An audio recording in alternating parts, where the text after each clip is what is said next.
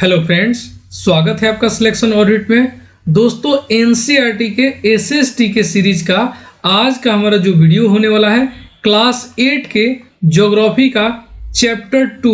ध्यान रखिएगा, ये चैप्टर 2 का पार्ट 1 होगा क्योंकि ये चैप्टर काफ़ी लंबा है, इसमें बहुत सारा टॉपिक है, इसीलिए हम इसको 2 पार्ट में कंप्लीट करेंगे। चैप्टर का नाम है आपका भूमि, मृदा, जल, प्राकृतिक वनस्पति और वन्य जीव संसाधन। तो ये काफी लंबा चैप्टर है, इसीलिए हम 20 + 15 क्वेश्चन करके 2 वीडियो में कंप्लीट कराएंगे। यानी कि जो पार्ट 1 होगा हमारा 20 मोस्ट इंपॉर्टेंट क्वेश्चन पे पूरी व्याख्या के साथ हम लोग सॉल्व करेंगे।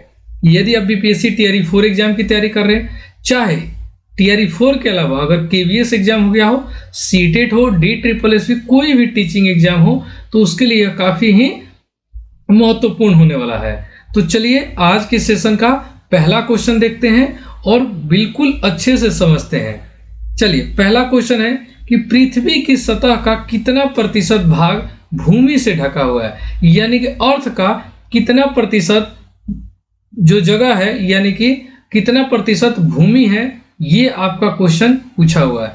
तो आंसर बताइए। ऑप्शन ए है 20%, बी है 30%, 50%, 70%। तो देखिए आंसर हो जाएगा आपका लगभग 30%, यानी कि जो भूमि है ये आपका लगभग 30% पे है और 70% पे आपका क्या है, जल है। याद रखिएगा, इंपॉर्टेंट क्वेश्चन है। आइए एनसीईआरटी में क्या दिया हुआ है उस पर एक बार गौर करते हैं। भूमि का दिया हुआ है कि भूपृष्ठ के कुल क्षेत्रफल का लगभग 30%, देखिए एनसीईआरटी में दिया हुआ है लगभग 30% भाग भूमि है। याद रखिएगा, अब ये 30% बट जाता है पहाड़ों में, पठारों में, बंजर भूमि में, घास स्थल में, आगे हम चर्चा करेंगे। चलिए नेक्स्ट क्वेश्चन है जो कि क्वेश्चन नंबर 2 होने वाला है। बहुत ही इंपॉर्टेंट क्वेश्चन है, याद रखिएगा, आपके एग्जाम के लिए ये छपने वाला क्वेश्चन है पेपर में। विश्व की कुल भूमि का कितने प्रतिशत भाग कृषि योग्य है, यानी कि जो भी विश्व में भूमि है उसका कितना प्रतिशत भाग कृषि योग्य यानी कि खेती करने योग्य है। ऑप्शन ए है 10%, 20%, 30%, 40%। तो देखिए आंसर इसका हो जाएगा 30%। पूरे अर्थ का 30% भाग भूमि है और उस भूमि का टोटल भूमि का 30% भाग कृषि योग्य है। याद रखिएगा, महत्वपूर्ण है। दिया हुआ है कि विश्व की 90% जनसंख्या भूमि क्षेत्र के 30% भाग पर ही रहती है। शेष 70% भूमि पर या तो विरल जनसंख्या है या वह निर्जन है, बंजर है, भूमि है, पठार है, जो भी है। ठीक है, तो 30% ही आपका कृषि योग्य भूमि है। याद रखिएगा, इंपॉर्टेंट क्वेश्चन है। चलिए नेक्स्ट क्वेश्चन है जो कि क्वेश्चन नंबर 3 होगा। देखिए हमारे जो समझाने का तरीका है ये आपका एनसीईआरटी आधार लेकर ही हम आपको समझाएंगे। ठीक है, जो भी डेटा होगा बिल्कुल एनसीईआरटी के एज इट इज पॉइंट से हम लेकर आपको बताए हैं। जितना सारा क्वेश्चन है आपको यहीं से क्वेश्चन बना है। ठीक है, चलिए भारत में कितने प्रतिशत भूमि कृषि के लिए उपयोग की जाती है। देखिए भारत, हम लोग इंडिया में रहते हैं तो इंडिया ही ज्यादा महत्वपूर्ण है कि इंडिया में कितने प्रतिशत भाग पर फसल है, चारागाह कितने प्रतिशत पर है, वन कितना है, ये सब इंडिया से ही आपको ज्यादातर एग्जाम में पूछा जाता है। तो चलिए बताइए कि भारत में कितने प्रतिशत भूमि कृषि के लिए उपयोग है। तो देखिए बिल्कुल यहाँ स्पष्ट दिया हुआ है 57%। फसल के लिए कितना है, 57%। तो आंसर हो जाएगा आपका ऑप्शन सी। तो इसका राइट आंसर हो जाएगा ऑप्शन सी, 57%। वहीं अगर भारत में चारागाह की बात करें तो चारागाह देखिए 4% पे है। ठीक है, देखिए यहाँ ये प्रतिशत दिया हुआ है इसीलिए ये जो है प्रतिशत है। वहीं वन की बात करें, ये आपका बहुत ही इंपॉर्टेंट क्वेश्चन है। अगर भारत में वन की बात करें तो कुल भूमि का 22% पे वन है, 17% पे अन्न है। ये तीनों आपका बहुत ही महत्वपूर्ण है भारत के दृष्टिकोण से। याद रखिएगा, फसल 57%, चारागाह 4, ये नाम से ही आपको पता चल जा रहा है, वन आपका 22% पे है। चलिए यहां से आपका 3 से 4 क्वेश्चन बन गया जो कि आपके एग्जाम के लिए बहुत ही इंपॉर्टेंट है। चलिए क्वेश्चन नंबर 4 है किस प्रकार की मृदा सबसे अधिक जल धारण क्षमता करती है? तो बहुत ही सिंपल क्वेश्चन, आंसर इसका हो जाएगा काली मिट्टी।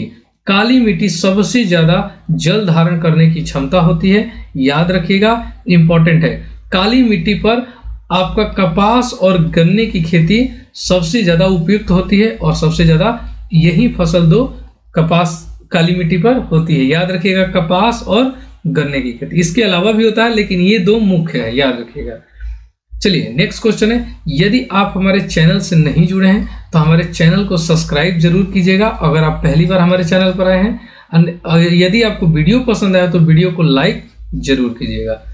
चलिए क्वेश्चन नंबर 5 है कि भारत में कौन सी मिट्टी सर्वाधिक पाई जाती है? इसका पीडीएफ हम अपने टेलीग्राम चैनल पर शेयर कर देते हैं। अगर आपको पीडीएफ चाहिए तो आप वहां से जाके डाउनलोड कर सकते हैं, डिस्क्रिप्शन में इसका लिंक दिया हुआ है। ज्वाइन कीजिए चैनल, वहां आपको सारा अप टू डेट मिल जाता है। ऑप्शन ए, भारत में कौन सी मिट्टी सर्वाधिक पाई जाती है? जलोढ़ मिट्टी, लाल मिट्टी, काली मिट्टी, मरुस्थलीय मिट्टी। तो आंसर आपका हो जाएगा ऑप्शन ए, जलोढ़ मिट्टी, यानी कि जल के द्वारा ढोकर लाई गई मिट्टी को जलोढ़ मिट्टी कहते हैं। और ये मुख्य रूप से कैसे आती है? भारत में गंगा ब्रह्मपुत्र मैदान, यानी कि इन्हीं दोनों नदियों के जो मैदान है वहीं से आपका नदी किनारे जलोढ़ मिट्टी का सबसे अधिक पाई जाती है, याद रखिएगा, इंपॉर्टेंट क्वेश्चन है। चलिए नेक्स्ट क्वेश्चन है जो कि क्वेश्चन नंबर 6 है। मिट्टी का निर्माण मुख्यतः किससे होता है? तो आपको पता है अपर्दन, अब मैं ये बताया हुआ हूं, अपर्दन और एक होता है अपक्षय, ठीक है। इन्हीं दोनों से क्या होता है कि सेलों के टूटने से, चाहे तापमान हो या हवा हो, यानी कि सेलों पहाड़ों के टूटने से ही आपका मिट्टी का निर्माण होता है। तो इसका राइट आंसर हो जाएगा ऑप्शन ए, ठीक है, याद रखिएगा। चट्टानों के अपर्दन से ही आपका क्या होता है?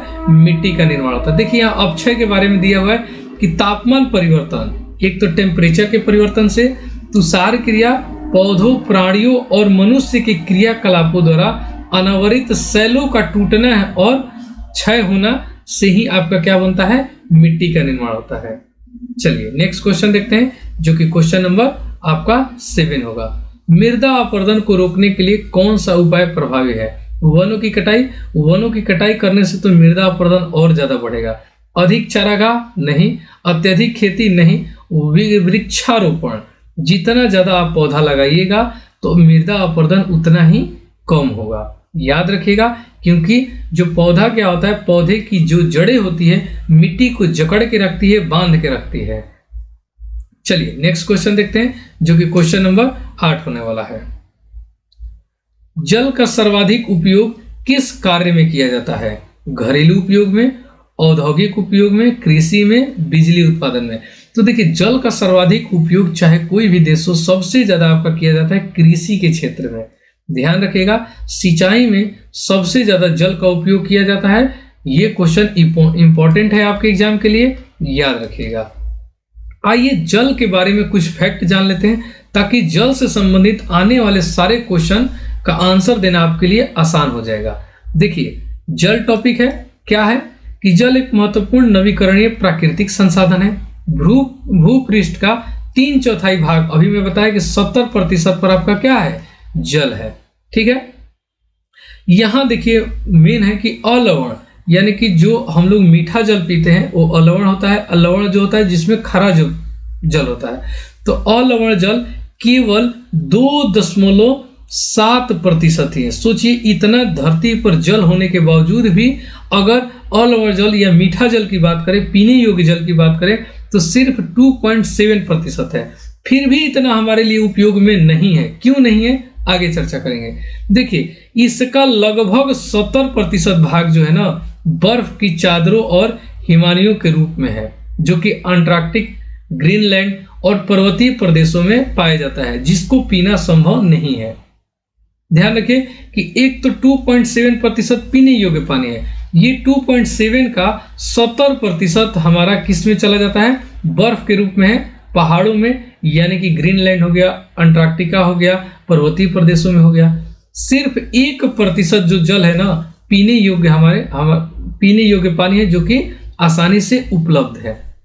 यहां लिखा हुआ है, इंपॉर्टेंट पॉइंट है कि केवल 1%, ये पॉइंट याद रखिएगा, केवल 1% अलवण जल उपलब्ध है और वह मानव उपभोग के लिए उपयुक्त है।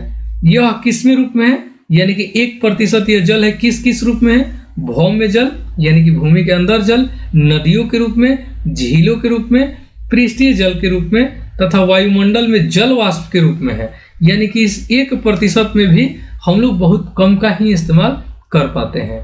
इसीलिए पानी का हमारे यहाँ बहुत किल्लत है पीने योग्य। इसीलिए आगे क्वेश्चन आएगा कि पानी को बर्बाद नहीं करना चाहिए ज्यादा। आ ही गया क्वेश्चन कि जल संकट, देखिए इतना पानी होने के बावजूद भी जल संकट से क्वेश्चन बन रहा है। जल संकट हमारे यहाँ उत्पन्न हो रही है, यानी कि जल संकट का प्रमुख कारण क्या है? वर्षा की कमी, जल का दुरुपयोग, जल प्रदूषण, उपयोग, सभी। तो देखिए सभी मुख्य कारण है, यानी कि वर्षा की कमी, आजकल वर्षा बहुत कम हो रहा है, जल का दुरुपयोग, जल की बर्बादी बहुत ज्यादा हो रही है, जल प्रदूषण हो जाएगा तो आप पी नहीं पाइएगा। तो यानी कि जल संकट का ये तीनों रीजन है, याद रखिएगा, इंपॉर्टेंट क्वेश्चन है। चलिए यही सबसे आपका क्वेश्चन आता है और आपको पता भी नहीं चलेगा कि ये किस चैप्टर का कहाँ का, सारा एनसीईआरटी का ही क्वेश्चन रहता है। ये सारा इनडायरेक्टली आपके एग्जाम में बहुत बार पूछा गया है, आप ध्यान नहीं दिए होंगे। वनस्पति और वन्य जीवों का मुख्य महत्व क्या है? यानी कि जो वनस्पति है और जो उनमें वन्य जीव रहते हैं उनका मुख्य महत्व क्या है? जलवायु संतुलन बनाए रखना, जैव विविधता को बनाए रखना, प्राकृतिक संसाधनों की पूर्ति, उपरोक्त सभी। तो यहाँ तो राइट आंसर उपरोक्त सभी हो जाएगा। यानी कि वनस्पति और वन्य जीव जो है जलवायु को संतुलन बनाए रखते हैं, बैलेंस में रखते हैं, जी बिल्कुल। जैव विविधता को यानी कि बायोडाइवर्सिटी को बनाए रखते हैं, जी बिल्कुल सही है। प्राकृतिक संसाधन की भी पूर्ति कराते हैं, तीनों राइट आंसर है। चलिए नेक्स्ट क्वेश्चन देखते हैं जो कि 11 नंबर क्वेश्चन होने वाला है। भारत में आज का जो वीडियो है थोड़ा सा लेट हो गया है, हम प्रतिदिन सुबह वीडियो अपलोड कर देते हैं 10-11 बजे तक, लेकिन आज का वीडियो थोड़ा सा विलंब है क्योंकि स्कूल में थोड़ी व्यस्तता चल रही है, जिस वजह से थोड़ा सा विलंब हो जा रहा है। रात 8 बजे जीएस का हम प्रैक्टिस सेट करा रहे हैं, प्रैक्टिस सेट कराते हैं प्रतिदिन 30 मोस्ट इंपॉर्टेंट क्वेश्चन को सॉल्व कराते हैं पूरी व्याख्या के साथ। आप लोग इस लाइव सेशन में जरूर जुड़िएगा, वहां आपको पता चलेगा बहुत सारे लोग जुड़ते हैं, सभी लोग आंसर देते हैं, वहां एक कंपटीशन जैसा बना रहता है और वहां आपकी तैयारी बहुत ही मजबूत होगी क्योंकि लाइव सेशन रहता है। आप क्वेश्चन आएगा स्क्रीन पे, आंसर दीजिएगा, पता चलेगा गलत है सही है, तो थोड़ा सा मोटिवेशन उतार चढ़ाव होते रहता है ताकि आप आगे आने वाले प्रैक्टिस सेट में गलत ना कीजिएगा, ताकि उसके लिए आप पढ़ पाइएगा। तो इसीलिए लाइव सेशन बहुत जरूरी होता है।